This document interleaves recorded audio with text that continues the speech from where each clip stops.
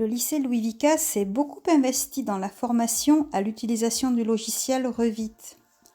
Ce logiciel est devenu incontournable dans le domaine du bâtiment.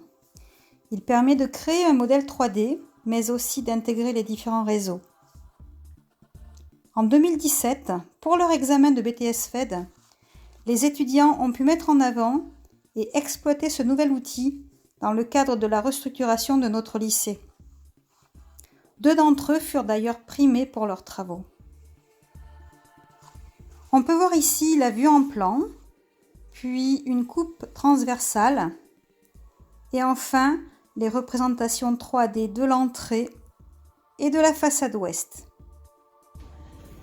Une visite virtuelle au profil choisi peut être simulée pour visualiser le rendu final qui apparaît ici, où on peut voir des étudiants studieux évoluer dans un environnement très favorable et esthétique.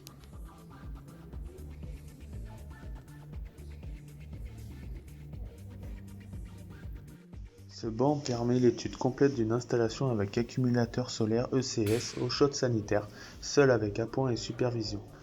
Une régulation solaire permet la gestion de l'apport énergétique du système, soit par le panneau solaire, soit par l'appoint de la résistance électrique. Les étudiants devront identifier les éléments qui composent une installation solaire, ainsi qu'en expliquer le rôle, effectuer la mise en service du système, paramétrer les appareils de régulation, effectuer le bilan thermique de l'installation. L'installation comprend un panneau solaire type capteur plan, un groupe de transfert solaire, une résistance électrique d'appoint, une chaudière à granulés bois d'appoint, un ballon solaire à bain-marie avec un échangeur, un vase d'expansion solaire, une régulation solaire, un coffret électrique permettant l'alimentation et la commande des éléments, et une mallette de contrôle solaire. L'installation qui est devant vous est une installation classique que l'on retrouve dans les maisons individuelles. C'est une pompe à chaleur de type réversible, eau chaude et eau de refroidissement pour l'été. C'est une installation dite bibloc avec une unité intérieure qui est programmable et une unité extérieure que l'on rencontre très fréquemment.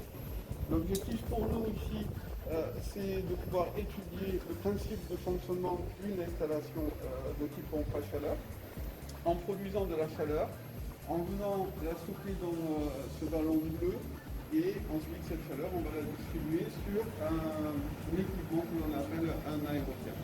L'importance des études que nous menons en seconde année repose sur l'optimisation énergétique des installations, en l'occurrence sur une pompe à chaleur.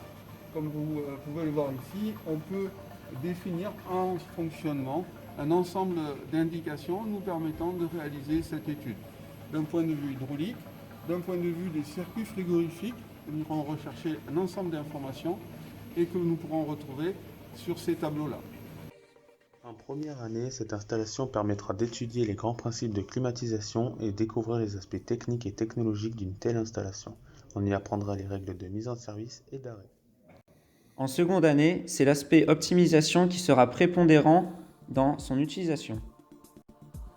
La découverte des réseaux d'air et du principe d'équilibrage pourront être étudiées au travers des mesures de débit et de réglage d'ouverture des iris de réglage. L'alimentation hydraulique des batteries se fait au travers d'un groupe de type pack réversible, eau chaude et eau glacée. Le basculement se fera au travers des paramétrages de régulation.